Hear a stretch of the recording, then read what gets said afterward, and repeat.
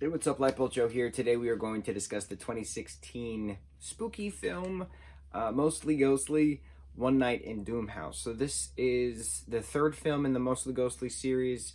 This is based off the R.L. Stine book series. This is our final film in our R.L. Stine movie marathon reviews.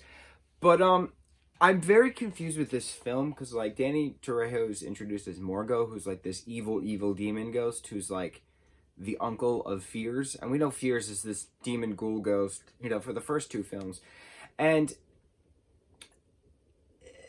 we get more story of like what happened to Nikki and Tara's parents, but it's pitched as it's a brand new cast, brand new house. We finally get an age. Max and Cammy are both Cammy?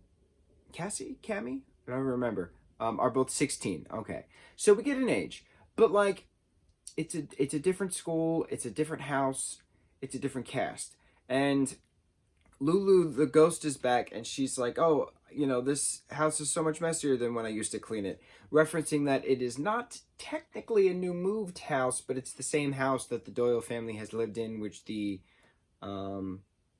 Tara and Nikki's family lived in prior, which we learned that info in 2008's Mostly Ghostly. So it's just strange because in the second one, which was awesome, right? The second one, we're told that their parents are not dead, that they're just like ghosts, and Nikki and Tara are technically not dead, they're just living ghosts. But in this film, it's referenced that Nikki and Tara are actually dead ghosts, and their parents are still stuck in this place called Evermore. Elsewhere. Fears has to be destroyed yet again.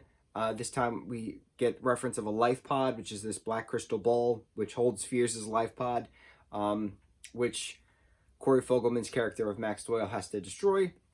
Max talks to Nikki and Tara's parents at Doom House, which is where their lab was set up, but they put the fear into the community, like, oh, this is a haunted house, like Old Man Doom used to be here, like don't come here, it's haunted. So like they have all of these different life pods of all these different ghosts, evil ghosts that Max then destroys, but in the process it's still a matter of destroying Fears, and then Nikki and Tara's parents say the only way for them to come out of Elsewhere is for the most evilest ghost to be destroyed.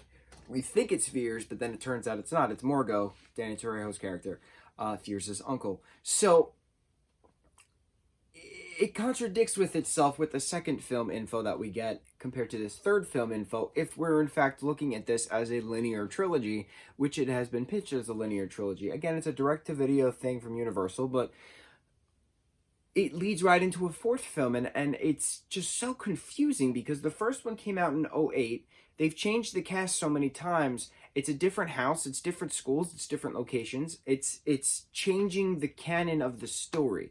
If in the second film you're telling me that these ghosts aren't actually dead ghosts, they're alive ghosts, but in the third film you're telling me that Nikki and Tara are actually ghosts, I'm confused. I want there to be a fourth just to explain it all and wrap it up. I've never read the Mostly Ghostly books. I couldn't tell you what they're about.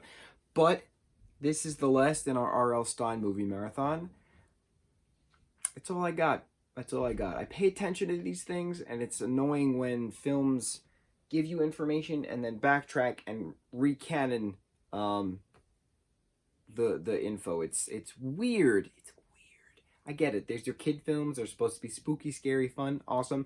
The other thing that annoyed me, this is the only film that didn't take place on Halloween. The first two take place on Halloween. This third film did not take place on Halloween. Unacceptable. On to the next review. Mucho mahalo.